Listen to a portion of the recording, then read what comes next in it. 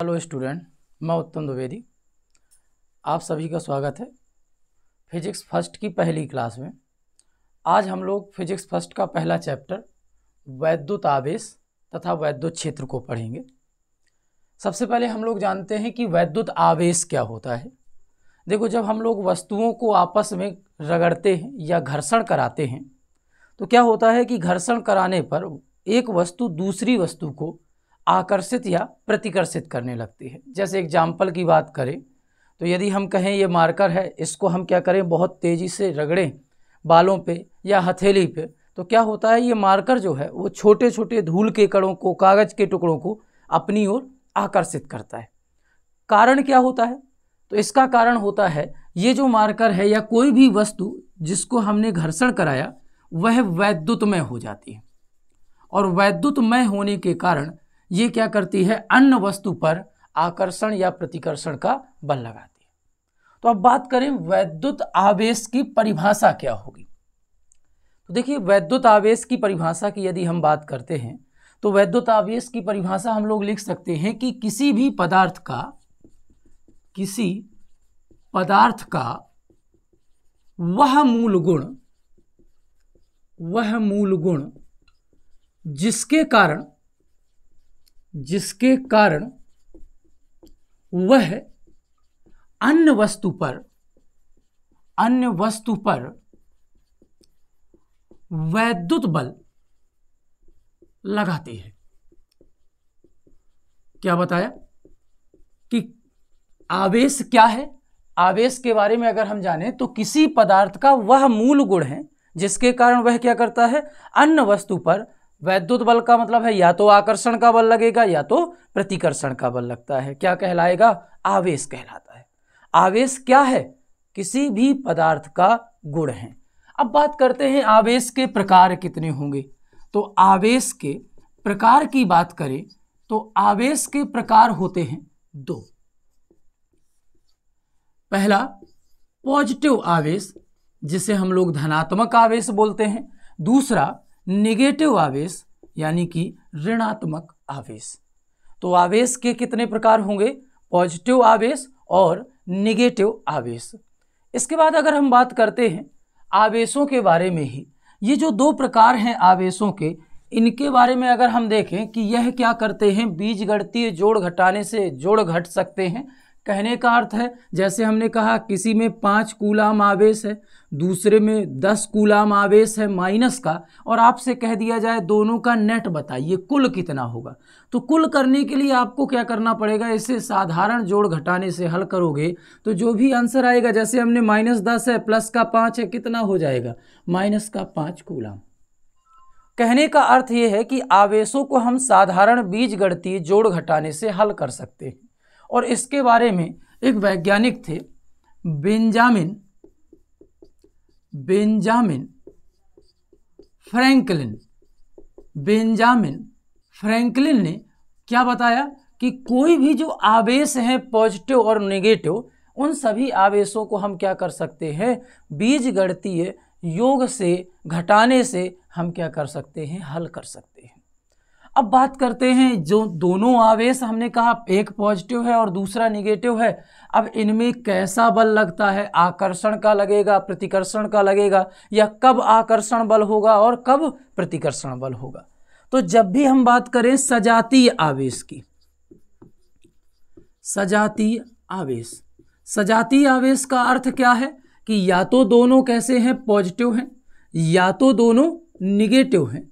तब इस स्थिति पर सजातीय आवेश यदि आपस में पास में रखे होते हैं, तब इस स्थिति पर बल लगता है सदैव प्रतिकर्षण का। क्या बताया कि यदि सजातीय आवेश आपस में पास में रखे हुए हैं तो उन पर सदैव कैसा बल लगता है, प्रतिकर्षण का लगता है। और यदि बात करें विजातीय आवेश की, तो विजातीय आवेश यदि पास में रखे जाते हैं, विजातीय आवेश का मतलब है प्लस और माइनस, कहने का मतलब है विपरीत प्रकृति। विपरीत प्रकृति का मतलब है दोनों क्या होंगे, एक पॉजिटिव है तो दूसरा नेगेटिव होगा। तब इस स्थिति पर जो बल लगता है वह कैसा लगेगा, आकर्षण का बल लगता है। ठीक है, तो क्या बताया गया कि सजातीय आवेश का मतलब एक जैसी प्रकृति मतलब दोनों प्लस प्लस या दोनों माइनस, वो आपस में क्या करते हैं, प्रतिकर्षित करते हैं। फिर दूसरी चीज विजातीय आवेश, जैसे प्लस और माइनस आपस में क्या करते हैं, आकर्षित करते हैं।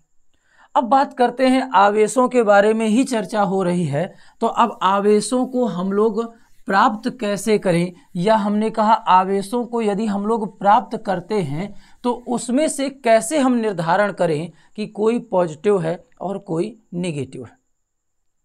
अब इनके बारे में एक सिद्धांत है जिसको हम लोग बोलते हैं इलेक्ट्रॉन की अधिकता व कमी का सिद्धांत।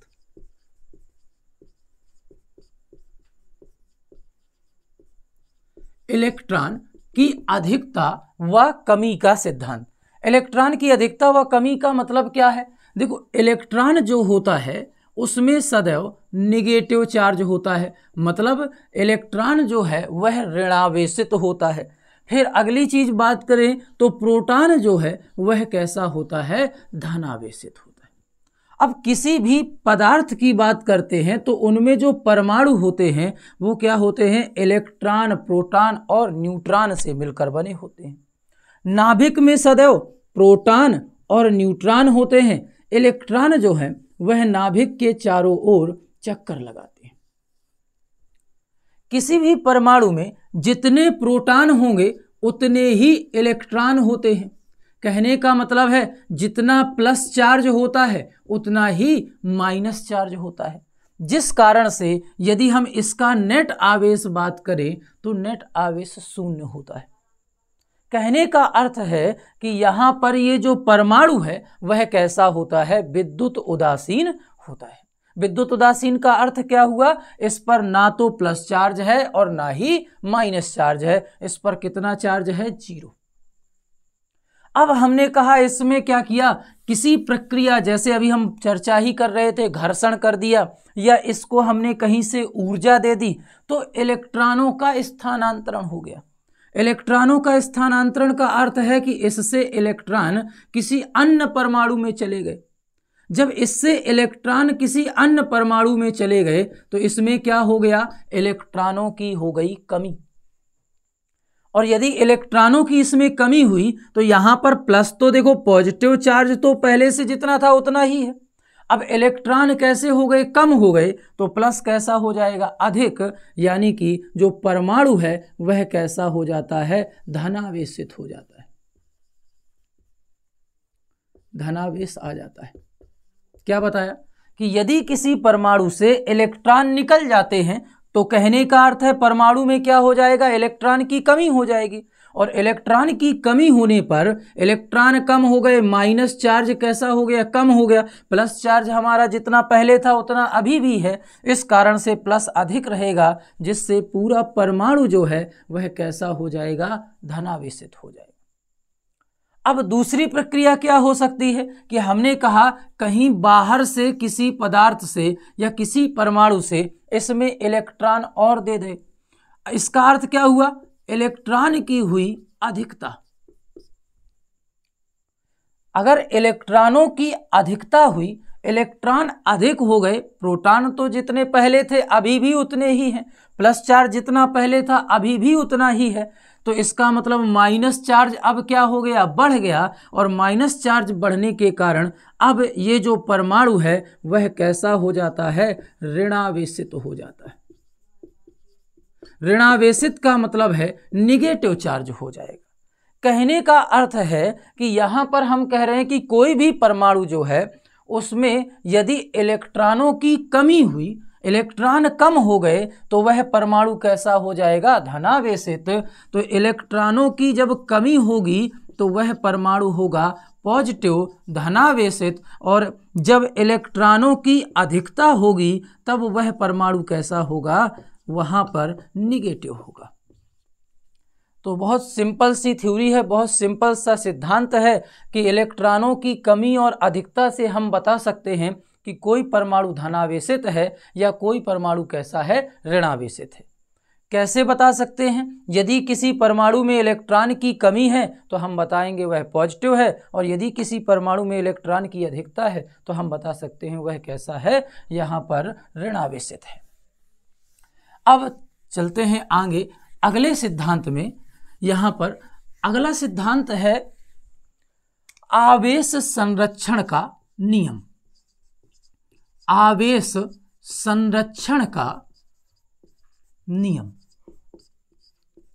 अगर चर्चा करें आवेश संरक्षण के नियम की, तो देखो आवेश संरक्षण का नियम क्या होता है इसके बारे में अगर हम लोग जाने तो यहाँ पर नाम से ही समझ में आ रहा है कि आवेश क्या रहता है, सदैव संरक्षित रहता है। संरक्षित रहने का मतलब है आवेश क्या होता है, सदैव नियत रहता है। कहने का अर्थ है किसी भी पदार्थ में जो परमाणु है उससे आवेश यदि किसी दूसरे परमाणु में जाता है तो वह नष्ट नहीं होता किसी बीच में, या कहा जाए बीच मार्ग में वह कहीं पर नष्ट नहीं होता। क्या होता है, एक परमाणु से दूसरे परमाणु में स्थानांतरित होता है। एक परमाणु से दूसरे परमाणु में क्या होगा, इलेक्ट्रॉन जो है वह चले जाएंगे दूसरे परमाणु में, लेकिन बीच में नष्ट नहीं होते। और सेम वैसे ही प्रक्रिया इनको हम क्या नहीं कर सकते, उत्पन्न नहीं कर सकते। तो आवेश संरक्षण का नियम क्या कहेगा फिर? तो आवेश संरक्षण का नियम अगर आप लिखोगे तो क्या लिख सकते हो कि आवेश संरक्षण के नियम के अनुसार आवेश ना तो उत्पन्न होता है, उत्पन्न नहीं किया जा सकता, और ना ही नष्ट होता है। क्या बताया कि आवेश संरक्षण के नियम के अनुसार आवेश ना तो उत्पन्न होता है और ना ही नष्ट होता है। आवेश को एक परमाणु से दूसरे परमाणु में स्थानांतरित किया जा सकता है। ठीक है, अब अगले सिद्धांत पर चलते हैं। अगला सिद्धांत है आवेशों का, यहाँ पर आवेश का परमाणुकता का सिद्धांत। आवेश का परमाणुकता का सिद्धांत। बात करते हैं आवेश के परमाणुकता के सिद्धांत की, तो इसको एक और नाम दिया जाता है क्वांटीकरण का सिद्धांत। इसी को दूसरे नाम से जानते हैं क्वांटीकरण का सिद्धांत। तो देखो आवेश का परमाणुकता या क्वांटीकरण का सिद्धांत क्या कहता है कि किसी भी परमाणु में, जो भी परमाणु है उसमें जो न्यूनतम आवेश है या मूल आवेश है वह मूल आवेश होता है E। मूल आवेश किस रूप में हम लोग लेते हैं, E के रूप में लेते हैं, और E की जो वैल्यू होती है वह होती है 1.6 गुणे 10 की घाते -19 कूलम। क्या बताया कि कोई भी परमाणु है उसमें जो मूल आवेश होता है वह E होता है, और E का जो मान होता है वह 1.6 गुणे 10 की घाते -19 कूलम होता है। किसी परमाणु से आवेश का जो स्थानांतरण होता है, आवेश एक स्थान से दूसरे स्थान पर या एक परमाणु से दूसरे परमाणु में जाते हैं, तो वह E, 2E, 3E, 4E NE के रूप में स्थानांतरित होते हैं। कहने का हमारा अर्थ क्या है कि परमाणु किसी एक परमाणु से दूसरे परमाणु में जब आवेश स्थानांतरित होंगे तो क्या होंगे, E, 2E, 3E, 4E NE के रूप में स्थानांतरित होते हैं, ना कि 0.1E, 0.2E, या आप अपॉन में लिख दो 1/2E के रूप में स्थानांतरित होते हैं। क्या बताया कि आवेश का परमाणुकता का सिद्धांत कहता है कि किसी परमाणु से आवेश का स्थानांतरण या आवेश एक परमाणु से दूसरे परमाणु में स्थानांतरित E, 2E, 3E, 4E NE के रूप में होते हैं, ना कि 0.1E, 0.2E, 1/2E के रूप में होते हैं। इसे हम क्या कहते हैं, आवेश का परमाणुकता का सिद्धांत कहते हैं। ठीक है, अब हम लोगों ने कहा आवेश का मान कितना होगा, तो देखो यहां पर ही समझ में आ रहा है कि E2 E3 E4 dot dot NE है, तो यहां पर जो आवेश का मान है Q वह बराबर हो जाता है N इंटू E के। N का मान हम लोग 1 2 3 4 जैसे ही रखते चले जाते हैं, तो वहां पर हमें क्या प्राप्त होता जाता है, उस परमाणु में जो आवेश है। तो कहने का अर्थ है यहां पर आवेश का मान कितना होगा, Q बराबर N इंटू E। N क्या होगा, यहां से जो इलेक्ट्रॉन स्थानांतरित हुए। E क्या है, E अभी बोला ही मूल आवेश है जिसका मान 1.6 गुणे 10 की घाते -19 कूलाम होता है। अब आते हैं कुछ इंपॉर्टेंट पॉइंटों में, कुछ इंपॉर्टेंट फैक्ट में कि आवेश के बारे में अगर बात करते हैं कि आवेश का मात्रक क्या होता है, आवेश का मात्रक क्या होता है। तो देखो आवेश का जो मात्रक होता है वह होता है कूलाम। अब अगली चीज, आवेश का मात्रक पता चल गया। अब हम आपसे कहें इलेक्ट्रॉन, प्रोटॉन, न्यूट्रॉन और एल्फा कण, इन पर आवेश कितना होता है और कैसा होता है। कहने का मतलब है धनात्मक होता है या ऋणात्मक होता है, इसके बारे में चर्चा करते हैं।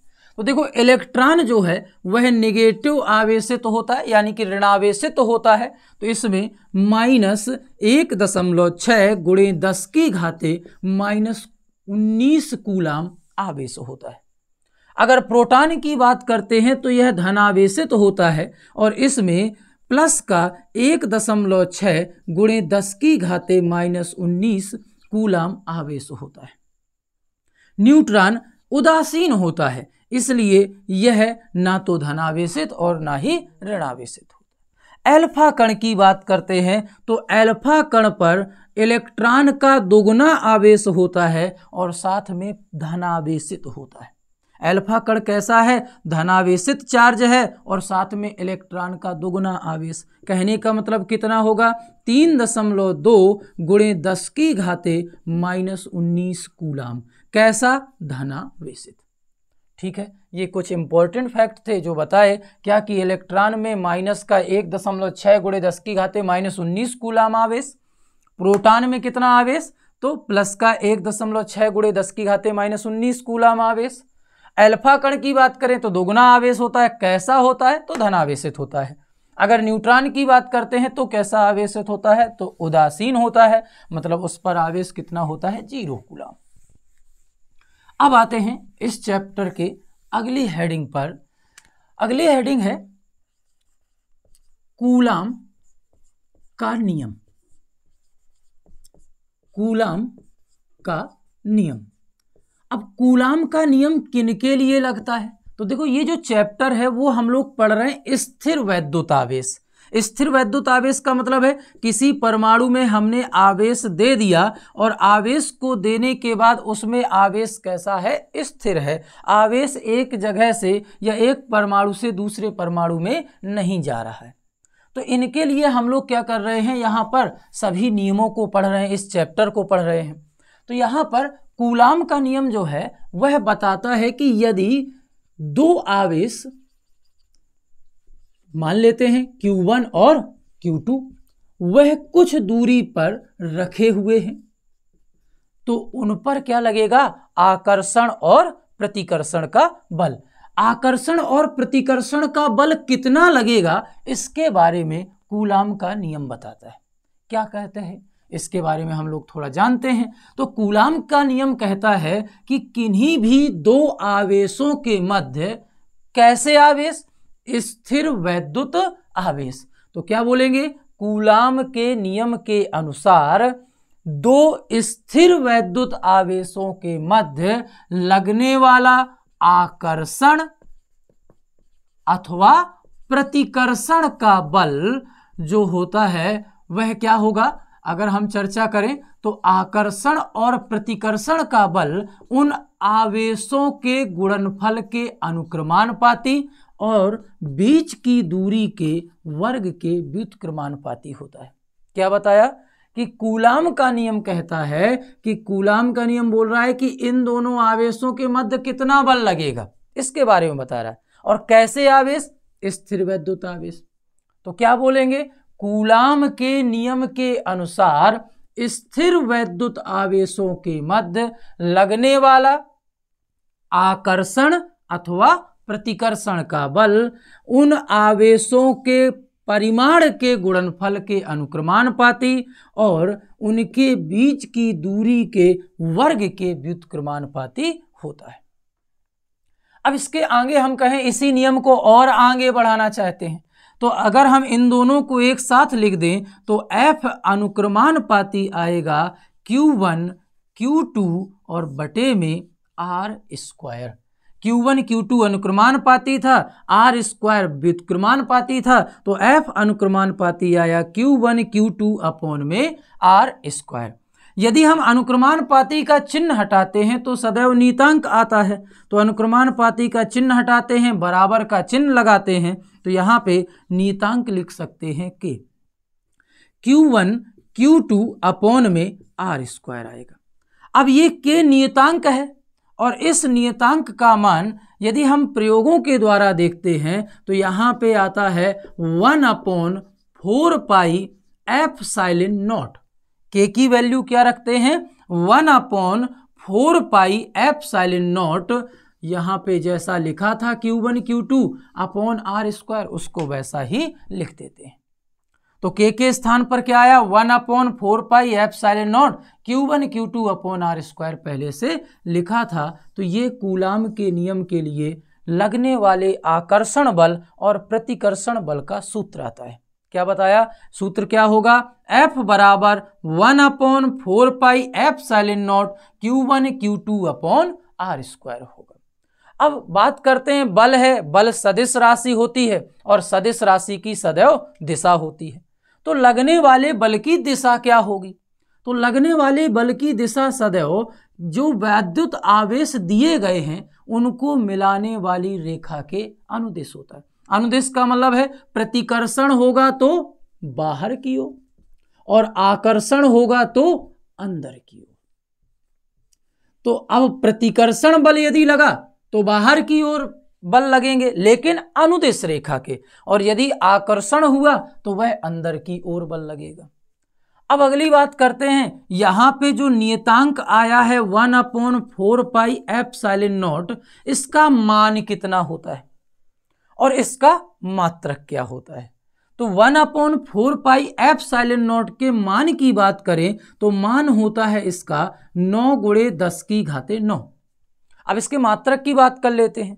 तो मात्रक निकालने का देखो तरीका है बहुत इजी कि हम लोग जिसका मात्रक निकालना चाहते हैं उसको अलग रख ले रहे हैं और जो हमारे बचे हुए मान हैं उसको दूसरी तरफ ले जाते हैं। तो 1/4 पाई एप्सिलॉन नॉट को एक तरफ रख दिया, फिर F इंटू बटे में जो लिखा है गुणा में चला गया, तो F इंटू यहाँ पे आ गया R² बटे में Q1 इंटू Q2। अब देखो बल का जो मात्रक होता है वो होता है न्यूटन, R है दूरी, दूरी का मात्रक होता है मीटर, तो मीटर का स्क्वायर हो जाएगा। यहां पर Q1 और Q2 आवेश है तो आवेश का क्या मात्रक होगा? कूलाम। तो यहां पे अगर हम इसके मात्रक की बात करें तो बल का मात्रक हो गया न्यूटन, तो यहीं पे लिख लेते हैं न्यूटन हो जाएगा इसका मात्रक। इनटू में R के मात्रक की बात करें तो मीटर और R² लगा हुआ है तो क्या हो जाएगा? मीटर का स्क्वायर बटे में Q1 इंटू Q2, तो यहां पे कूलाम इंटू कूलाम आ जाएगा कूलाम का स्क्वायर। तो 1/4 पाई एप्सिलॉन नॉट का मान क्या होगा? 9 × 10⁹। मात्रक क्या होगा? न्यूटन मीटर स्क्वायर और प्रति में कूलाम स्क्वायर। अब बात करते हैं यहां पर देखो 1/4 पाई एप्सिलॉन नॉट हमें पता चल गया नियत मान है, नियतांक है। अब इसका मान भी मालूम चल गया, लेकिन यहां पे एक चीज आई है एप्सिलॉन नॉट। अब यह एप्सिलॉन नॉट क्या होता है इसके बारे में जानते हैं। तो देखो एप्सिलॉन नॉट की बात करें तो एप्सिलॉन नॉट को हम लोग बोलते हैं निर्वात की वैद्युतशीलता। क्या बोलेंगे? निर्वात की वैद्युतशीलता। एप्सिलॉन नॉट का क्या नाम होता है? निर्वात की वैद्युतशीलता।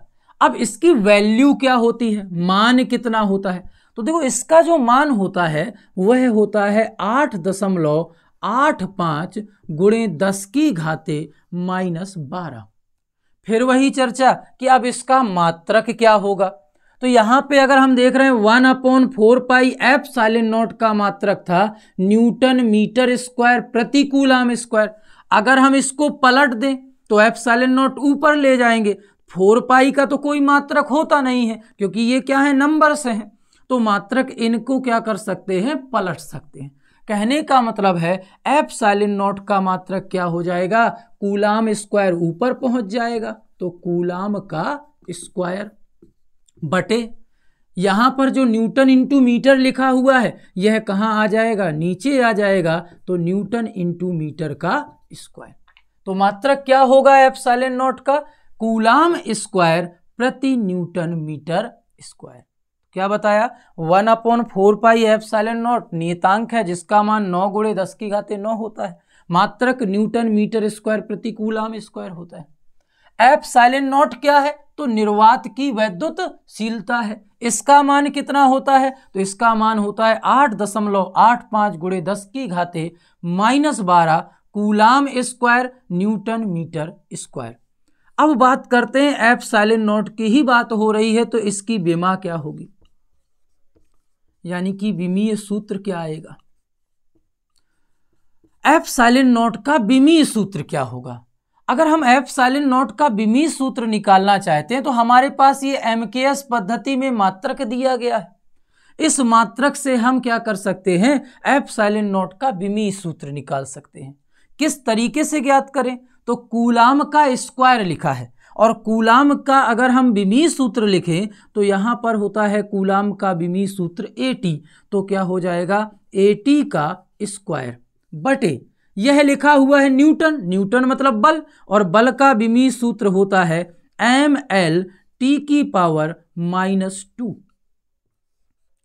मीटर स्क्वायर, मीटर है दूरी और दूरी का विमीय सूत्र होता है L और स्क्वायर लगा है तो क्या हो जाएगा L स्क्वायर। सभी को ऊपर ले जाते हैं, जब सबको ऊपर ले जाएंगे तो m की घात प्लस की है, ऊपर जाकर माइनस की हो जाएगी तो m की घाते -1। L की घात 1 ये दी गई है, 2 ये दी गई हैं, 2 और 1 3 गुणा में घातें जुड़ गई। 3 घात प्लस की है, ऊपर जाकर माइनस की हो जाएगी तो L की घाते -3। तो T की घाते -2 है, ऊपर जाकर प्लस हो जाएगी और T की घाते 2 पहले ही से दी गई है। 2 और 2 कितना हो गया 4, तो T की घाते आ गई 4। इसके बाद यहाँ पर A की घात कितनी आ जाएगी 2, यानी कि A स्क्वायर, और यह क्या होगा विमीय सूत्र हो जाएगा।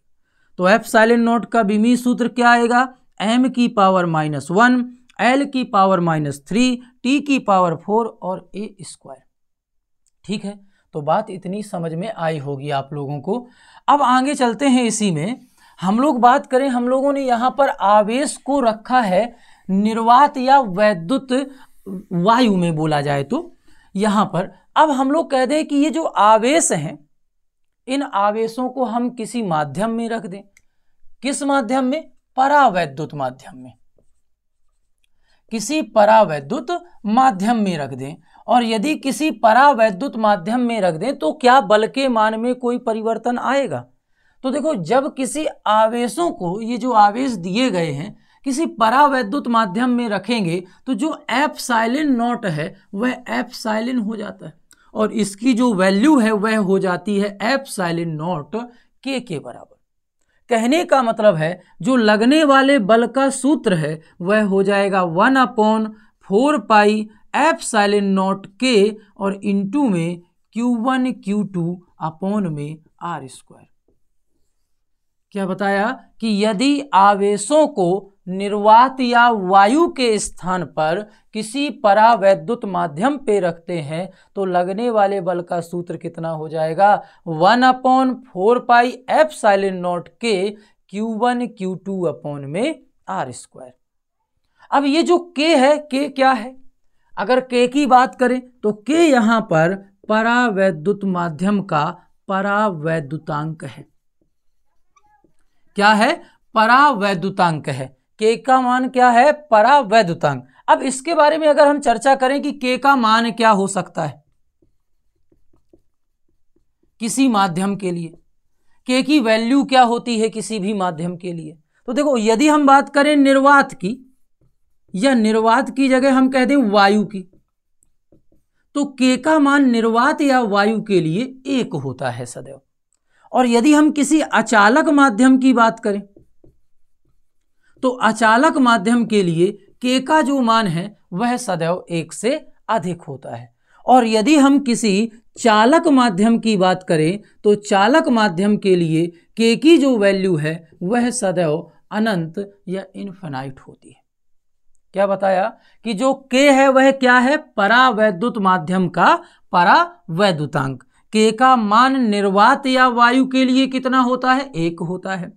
यदि कोई अचालक बीच में रखा हुआ है माध्यम, तो उसके लिए मान कितना होता है, 1 से अधिक होता है। यदि कोई चालक माध्यम है तो के का मान कितना होता है, अनंत होता है। बात इतनी समझ में आई होगी। आज की क्लास में बस इतना ही पढ़ते हैं, आगे अगली क्लास में पढ़ेंगे।